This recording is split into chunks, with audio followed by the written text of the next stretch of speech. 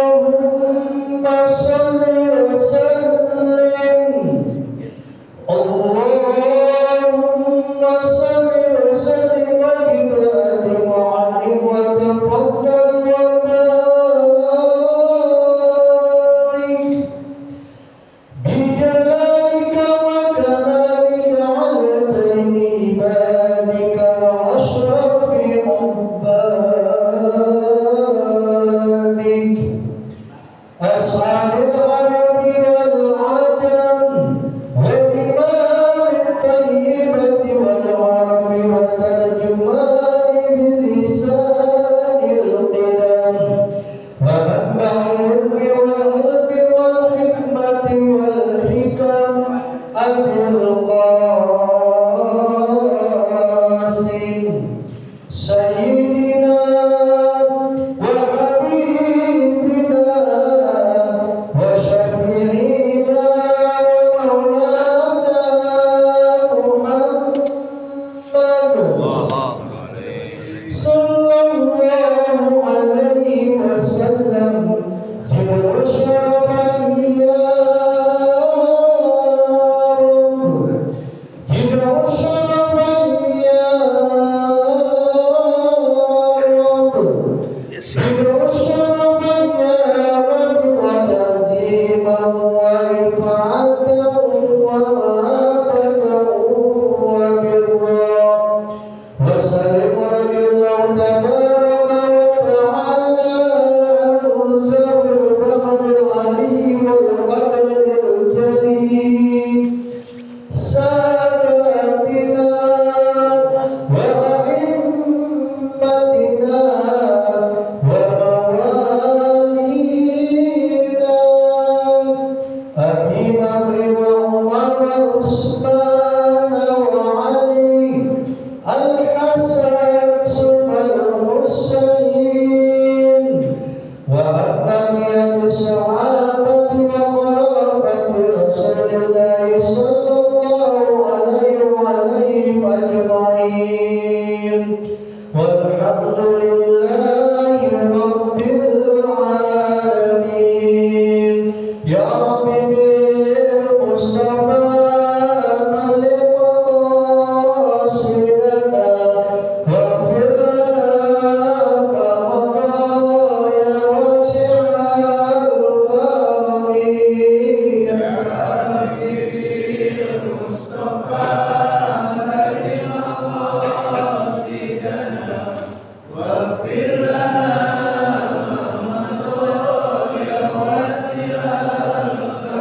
Ya akramal khalqi wa liman aluzu bihi siwaka inda hululil hadisil amami ya Rabbi bil Mustafa balik maqasidana waghfir lana ma madha ya wasi'al ومن يطيق رسول الله جاهك به يذ الكريم تجلى باسم منتقم يا رب بالمصطفى بلغ مقاصدنا واغفر لنا ما مضى يا واسع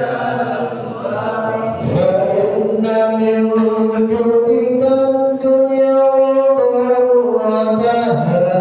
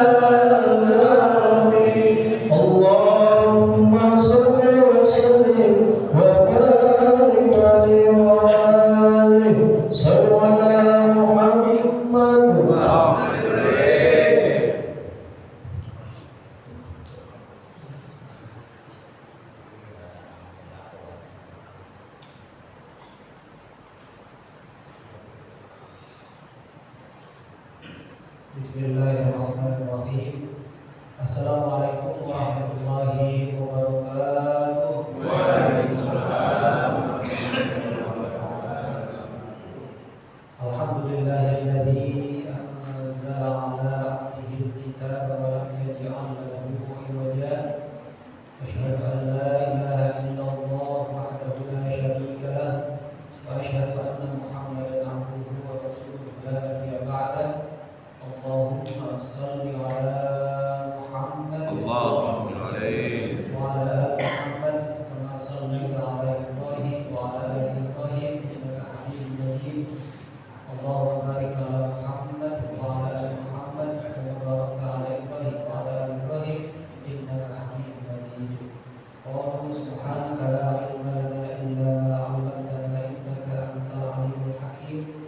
Qala rabbi shrah li sadri wa yassir li amri wahlul 'uqdatam min lisani yafqahu qawli. Yang sama-sama kita hormati Bapak Ketua DKM Ustaz Rahman, Ustaz Muhammad Soleh SPD, yang sama-sama kita hormati Bapak Ketua RT semua, saya hormati Bapak Ustaz David dan rekan-rekan Bapak-bapak Pak Rahman dan Bapak-bapak jemaah Majelis Ta'lim Rahman yang dimuliakan oleh Allah Subhanahu wa taala. Malam ini kita akan mengkaji ayat ke-7 sampai 15 surat Yasin.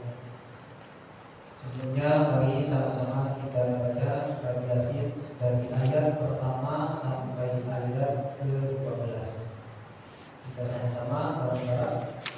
A'udzu billahi minasyaitonir rajim. Bismillahirrahmanirrahim. Yasin wal Qur'anil Hakim innaka laminal mursalin ala siratin mustaqim tanzilal azizir rahim litunzira qawman ma unzira aba'uhum fahum ghafilun. لقد حق القول على أكثرهم فهم لا يؤمنون. إنا جعلنا في أعناقهم أغلالا فهي إلى الأذقان فهم مغلقون. وجعلنا من بين أيديهم سدا ومن خلفهم سدا فأغشيناهم فهم لا يبصرون. وسواء عليهم أأنذرتهم أم لم تنذرهم لا يؤمنون. إنما تنذر من اتبع الذكر وخشي الرحمن بالغيب فبشره بمغفرة وأجر كريم. إنا نحن نحيي الموتى ونكتب ما قدموا وآثارهم وكل شيء أحصيناه في إمام مبين.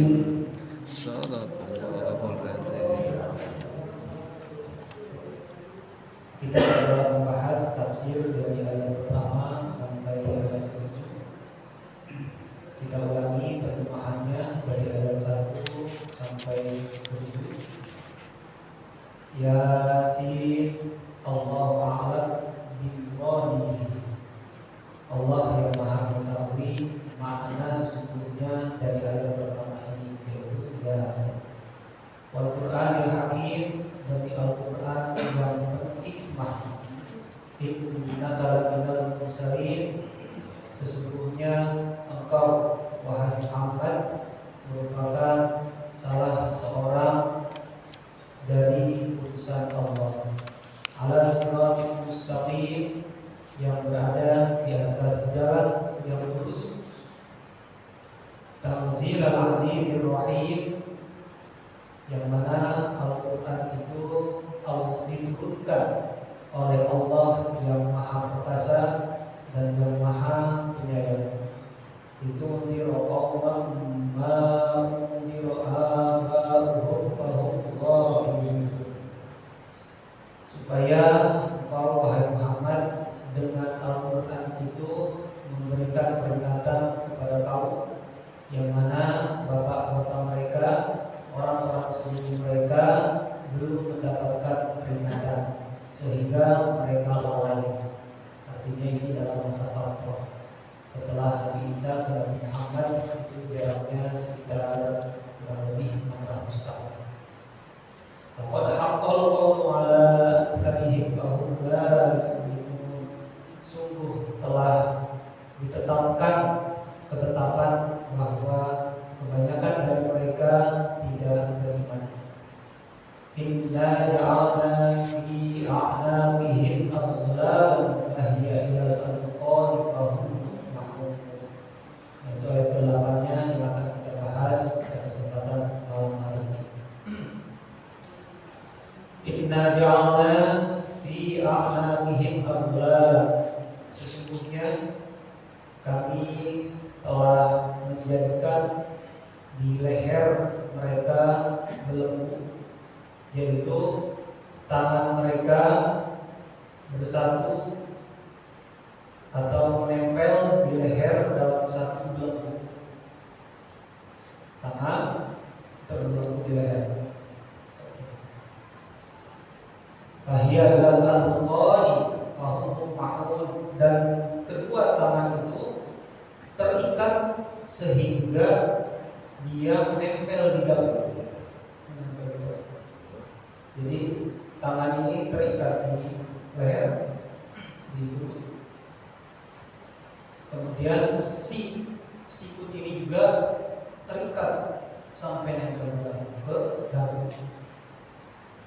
Mahun sehingga mereka tertengadah bisa ke bawah gitu.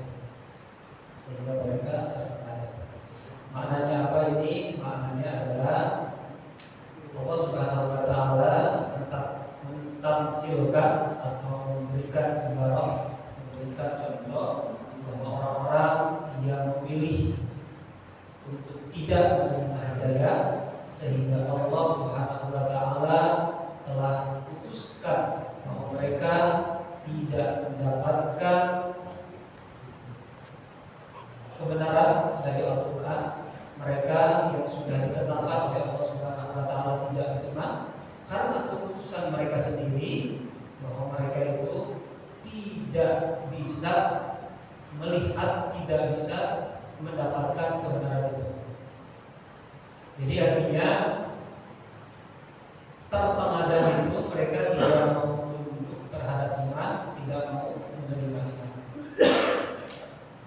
tidak mau menerima. Jadi mereka tertengadah gitu. Dan makna dari tangan dibelenggu ke leher maksudnya adalah karena tangan ini sebagai alat buat kita untuk mengambil kebaikan dan alat untuk kita sebagai menyebarkan kebaikan. Tapi orang-orang yang sudah ditetapkan oleh Allah mereka tidak beriman karena pilihan mereka sendiri pada awalnya, mereka tidak bisa mendapatkan kebaikan dan tidak bisa memberikan kebaikan. Jadi semua produk yang ada dalam dirinya itu keburukan semua, sesat semua. Baik itu pikirannya, baik itu perkataannya, baik itu tingkah takutnya, semuanya salah, semuanya sesat. Jadi kalau ada pemikiran dari orang-orang yang sudah ada Islam kepadanya, maksudnya sudah lewat informasi Islam, sudah diketahui bahwa Islam ini adalah sebuah agama, yang harus diikuti tapi mereka memilih tidak mengikuti, maka semua jalan pikirannya, perkataannya, buat-buatnya, dan semua tingkah lakunya itu jangan kita ikuti. Kebanyakan kita sekarang kita mengambil quote atau nasihat-nasihat dari orang-orang kafir. Padahal Islam itu sudah pasti terdengar oleh telinga mereka, sudah pasti terlihat oleh mata mereka. Jadi bagi orang-orang yang memang sudah memilih jalan hidupnya, tetapi pilihannya itu bukan memilih Islam, maka semua jalan hidupnya itu adalah kesalahan. Produk-produk yang dihasilkan darinya itu kesalahan. Itu maksud dari najal nafi anakihim awlalan fahiyadul azqan. Mereka terbelenggu oleh pikirannya sendiri. Jadi mereka apa-apa yang mereka pikirkan itu ya salah kalau mereka tidak memilih Islam sebagai jalan hidupnya.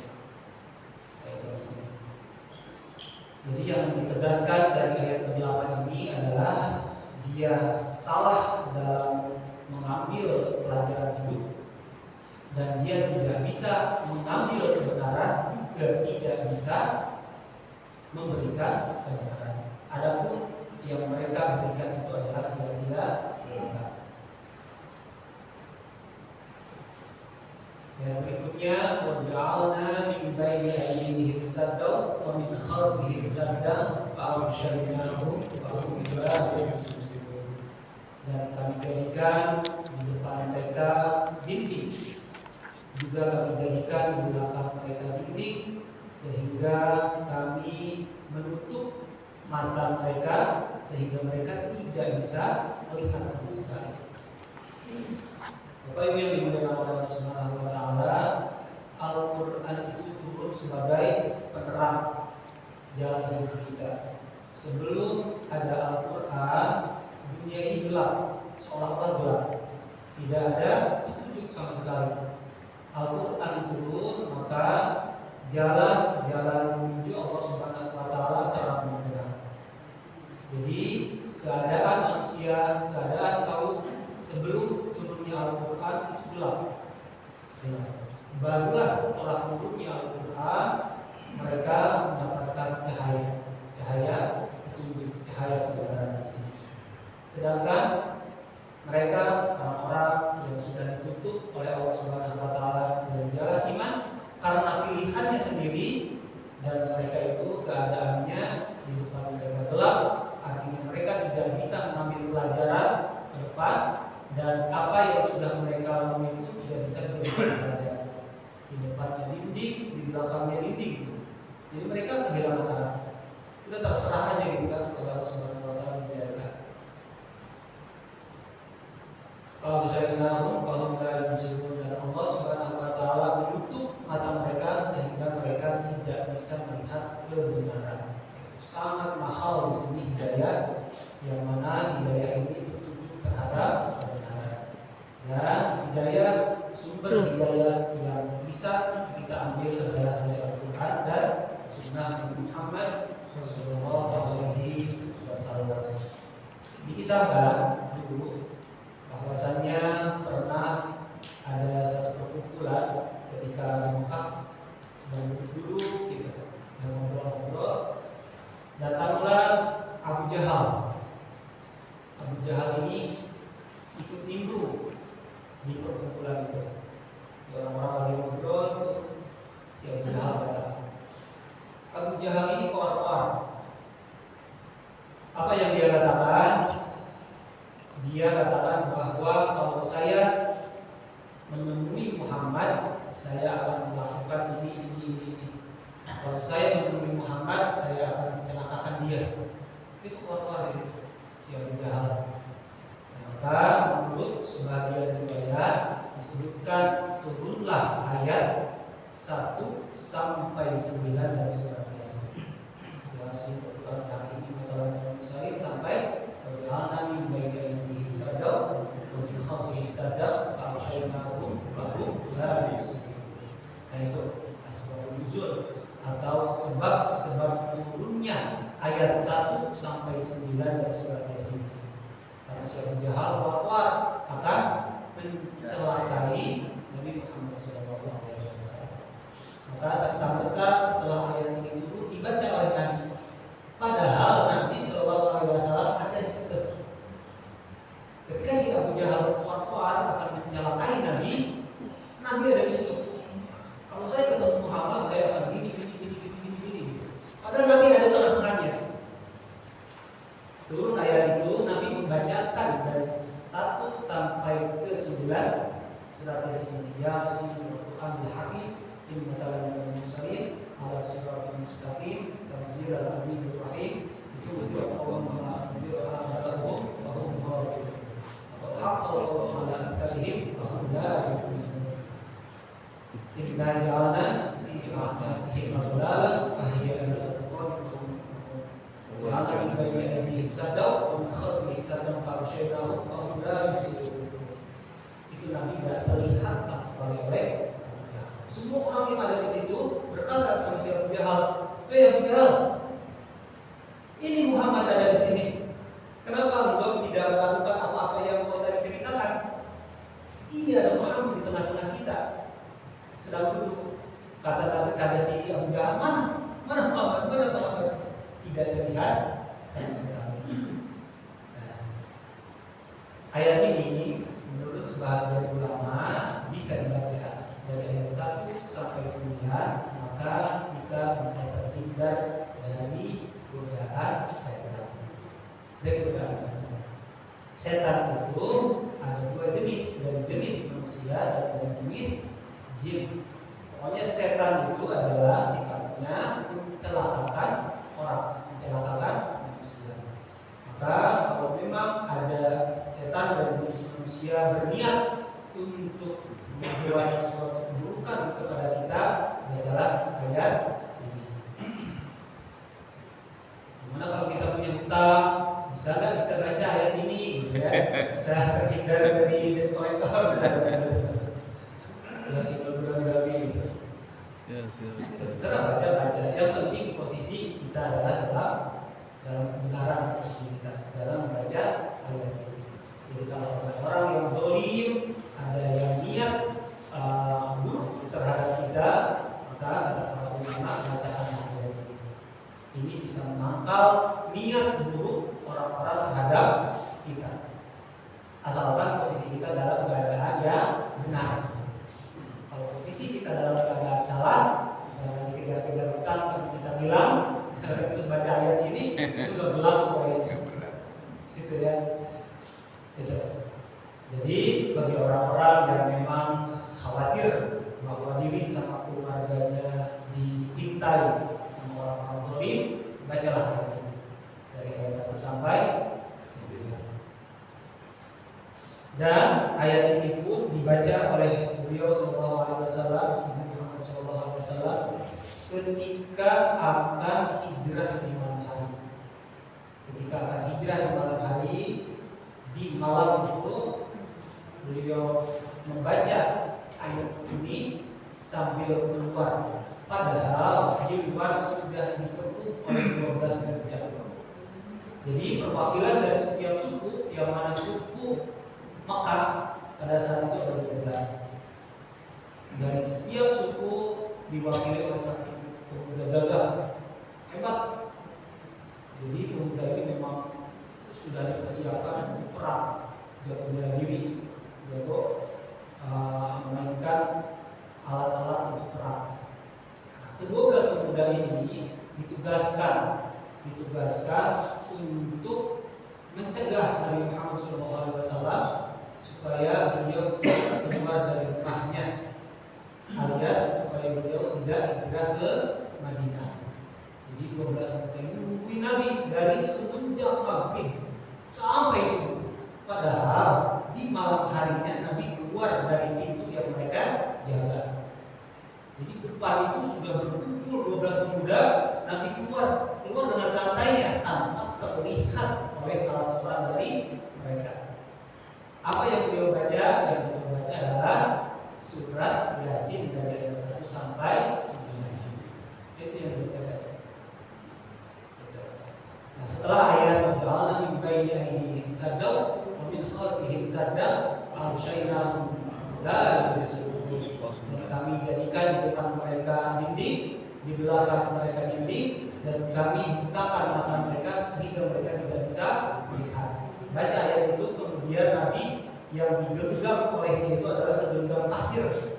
Sudah digenggam setiap pasir. Nah, setiap orang yang ada di situ, yang 12 pemuda itu ditaburi oleh Nabi SAW kepalanya oleh sama pasir itu. Jadi pasir ditaburi satu-satu di kepalanya itu tanpa terlihat oleh seorang pun dari 12 pemuda itu. Kemudian 12 pemuda itu, mana buktinya bahwa Muhammad sudah keluar? Coba lihat kepala kalian atau ada pasir. Pas ketika mereka lepuk-lepuk kalau musang-musang kepalanya, ternyata penuh pasir kepalanya. Nah, ini jadi dalil apabila keadaan yang benar kita, kemudian ada orang yang berniat untuk kita adalah ayat ini. Baik, ayat ke-10. Wasawaru alaihim a'andartahum am lam tunzirhum la yu'minun. Sama saja apakah mereka kamu berikan peringatan atau mereka tidak kamu berikan peringatan, tetap saja mereka tidak beriman. Jadi orang yang memilih tidak beriman sehingga Allah Subhanahu wa taala menutup keimanan dalam hatinya, mereka itu sama aja. Mau kamu menceritakan kebenaran dari Allah ataupun tidak, memberikan peringatan atau tidak, tetap mereka tidak akan beriman. Tidak akan beriman. Tapi bagi orang-orang yang memang di pundaknya ada tanggung jawab untuk menyebarkan risalah, untuk menyebarkan kebaikan, sebarkan saja. Yang penting kita itu menyampaikan, udah mau orang ikuti atau tidak itu terserah mereka. Itu urusan Allah Subhanahu wa taala. Karena Allah yang melihat hati dari masing-masing mereka. Karena Allah akan memberikan hidayah tergantung hati mereka. Hati mereka baik atau tidak. Kalau baik, maka Allah Subhanahu wa taala memberikan hidayah. Kalau tidak, udah kunci mati hati Allah. Yang penting kita tugasnya adalah untuk menyampaikan. Bapak Ibu yang dirahmati Allah Subhanahu wa taala, tentunya dalam satu kaum itu, dalam satu kaum yang mana kita wajib menyampaikan kebenaran ke kaum itu, sampaikan saja. Tapi ketika kita menyampaikan kebenaran, tentu di kaum tersebut akan terpecah belah menjadi dua golongan. Yang pertama, golongan pertama adalah golongan yang menolak, yang tidak mengikuti, biasanya jumlahnya lebih besar. Misalkan kita berdakwah ke satu kaum, di mana satu kaum itu ada 100 orang misalkan, 75%-nya biasa sudah gak mau menerima dakwah kita. Nah, justru yang sedikit yang menerima dakwah kita, sampaikan saja. Tidak peduli orang terima atau tidak. Sama saja wahai Muhammad, bagi mereka yang sudah kunci matinya oleh Allah, tetap mereka tidak akan beriman. Kamu memberikan peringatan atau tidak, tetap mereka tidak akan beriman. Innama tunziru man ittaba'a dzikra wa khasyara ar-rahmana bil ghaib fabashshirhu bi maghfiratin wa ajrin karim.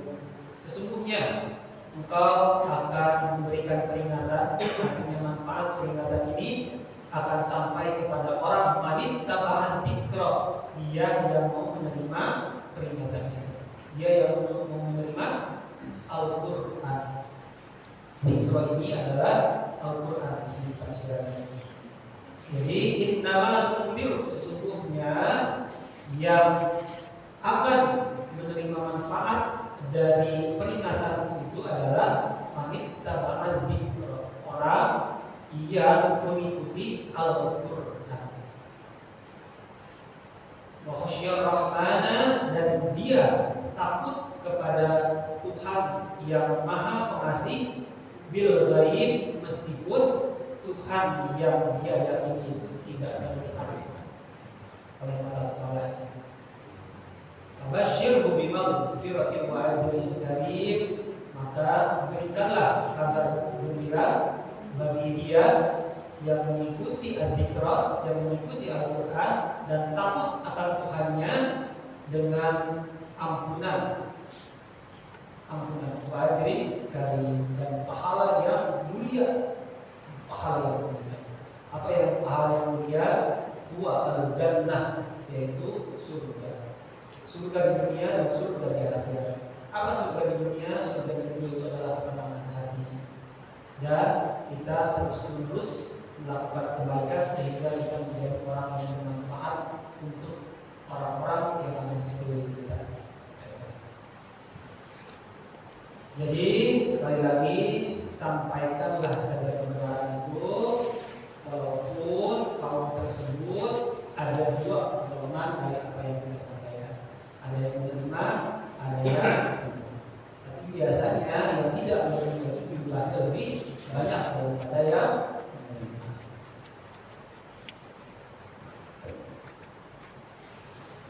Inna nahnu nuhyil mauta wa naktubu ma qaddamu wa atharahum. Kullu syai'in ahsaynahu fi imamin mubin. Tapi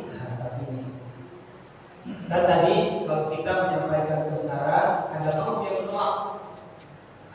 menolak. Tapi karena kekuasaan Allah, inna nahnu nuhyil mauta, sesungguhnya kamilah yang menghidupkan yang mati. Artinya kalau ada orang yang menutup diri dari kebenaran sehingga hatinya mati, kami mampu untuk menghidupkannya. Artinya lambat laun apabila kamu terus-menerus menyampaikan kebenaran, orang yang tadinya menolak akan menerima. Entah kamu masih ada atau kamu sudah tidak ada. Nah, itu pentingnya kita menyampaikan kebenaran. Ya, qulil haq walau kana murra.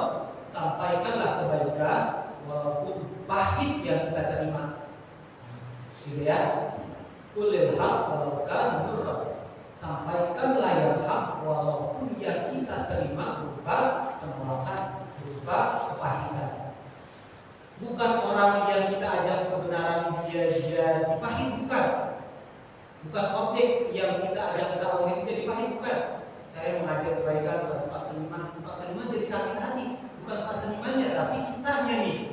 Yang pahit itu kitanya yang menyebarkan kebaikan.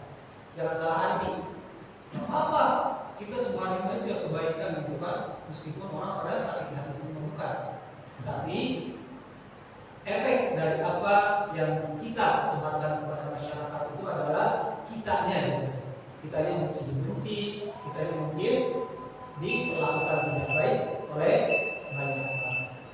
Bapak Ibu yang dirahmati oleh Allah Subhanahu wa taala, ayat selanjutnya wa naktubu ma qaddamu wa atharahum, dan kami mencatat apa yang kamu lakukan. Yang kamu lakukan semuanya, baik itu kecil ataupun besar, dicatat oleh Allah Subhanahu wa taala. Dicatat oleh Allah Subhanahu wa taala. Sampai-sampai apabila ada nyamuk yang menggigit kulit kita, terus kita menepuk si nyamuk tersebut sambil berkata-kata kurang baik, misalkan kata-kata si ahlan ini nyamuk, misalkan si ahlan ini nyamuk gitu. tercatat detail tercatat semua yang kita lakukan, baik kecil ataupun besar, tercatat. Sampai-sampai nanti kita di akhirat juga ya, ketika kita mendapatkan buku catatan amalan kita akan tercengang-cengang. Ya ampun, apa-apa yang pernah saya lakukan ada dalam buku ini. Pasti itu semuanya, sekecil apapun yang kita lakukan ada catatannya.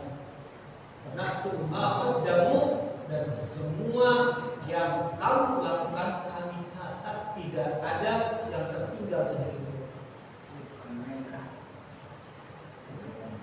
Kemudian wa atharahum, dan apa-apa yang kamu tinggalkan. Maksudnya ada dua makna di sini. Makna yang pertama adalah semua langkah bapak-bapak menuju kebaikan itu adalah ada balasannya, ada catatannya. Bapak dari rumah ke sini berapa langkah itu ada catatannya. Bapak dari rumah ke kantor untuk mencari nafkah buat semua ada catatannya. Itu makna yang pertama. Makna yang kedua adalah semua kebaikan yang pernah kita lakukan, kemudian kebaikan kita ditiru oleh orang lain, maka kita akan mendapatkan pahala dari yang nirunya. Pahala dari Allah Subhanahu wa taala karena ditiru orang lain, tanpa mengurangi pahala sedikit pun. Jadi orang yang niru kita tetap pahalanya segitu, kita pun segitu juga yang kita dapat. Luar biasa. Jadi Bapak Ibu yang dirahmati Allah Subhanahu wa taala, ada sebuah hadis yang menunjukkan barang siapa yang memulai kelakuan baik, kemudian kelakuan baik itu diikuti oleh orang-orang, maka dia akan mendapatkan pahala persis dengan orang yang mengikuti kita tanpa mengurangi sedikit pun. Nah itu. Dan sebaliknya, apabila kita melakukan keburukan, kemudian keburukan kita itu diikuti oleh orang-orang, baik kita masih ada ataupun kita sudah mati, maka dosa dari yang mengikuti kita itu kita pun dapat tanpa mengurangi sedikit pun dari dosa yang saya lakukan. Nah kayak gitu. Jadi hati-hati dengan kelakuan kita, entah itu di depan anak, entah itu di depan istri, entah itu di depan murid. Kalau kita buruk, kalau kita melakukan segala hal, itu ada potensi ditiru oleh orang lain. Dan bahayanya kalau kelakuan yang buruk kita ditiru, hal itu yang menjadi catatan terus menerus, catatan dosa, artinya dosa jariah misalnya. Kita nggak melakukan dosa, tapi orang lain yang melakukan dosa karena lihat kita, itu terus dicatat. Ada catatan puasa dan semua jejak-jejak kita yang pernah kita lakukan. Bapak Ibu yang dirahmati Allah Subhanahu wa taala, ada sebuah kisah seorang pemuda Ansor. Berarti kalau Ansor itu orang Madinah, meninggalnya di Madinah. Ada seorang pemuda yang meninggal di Madinah.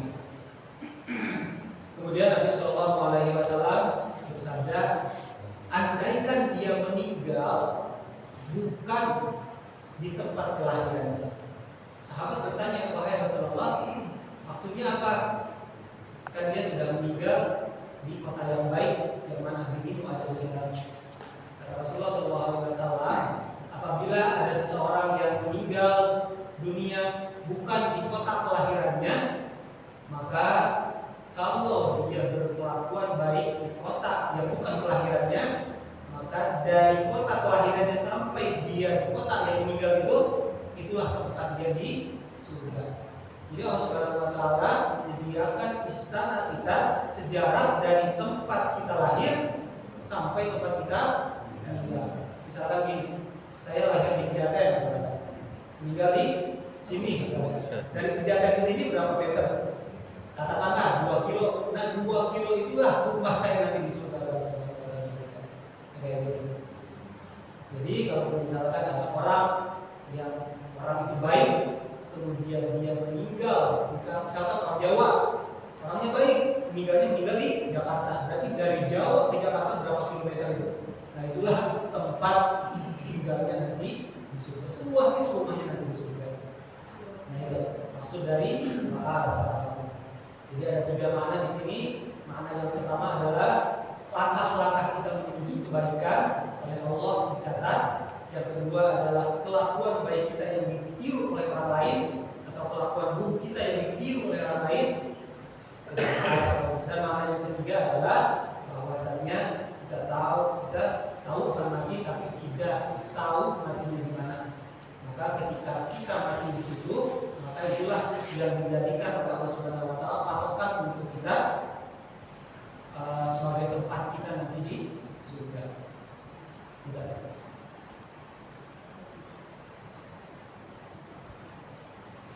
kulla syai'in ahsaynahu fi imamin mubin, dan segala sesuatunya kami perhitungkan yang ada dalam kitab imamin mubin. Imamin mubin itu adalah kitab induk, yaitu di Lauhul Mahfuz. Jadi apa-apa yang Bapak lakukan semenjak bayi sampai mati, catatannya lengkap, dan catatan yang lengkap itu sesuai dengan apa yang Allah catatkan sebelumnya di Lauhul Mahfuz. Misalkan bahasan semenjak bayi sampai sekarang sampai nanti mati, catatannya itu lengkap dan catatannya ini sesuai dengan apa yang sudah Allah catat 50.000 tahun yang lalu di Lauhul Mahfuz. Detailnya kayak gitu dan sama catatannya, tidak ada yang berbeda. Baik, itu saja Bapak Ibu yang dirahmati Allah yang bisa saya sampaikan. Mohon maaf.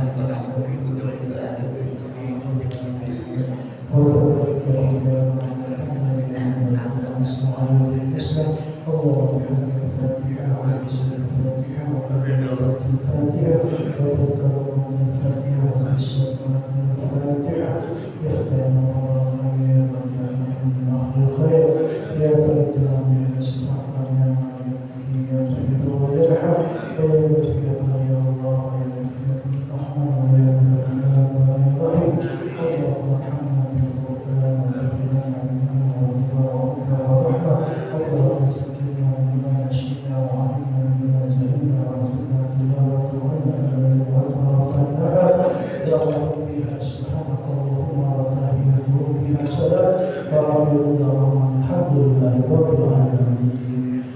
Assalamualaikum warahmatullahi wabarakatuh.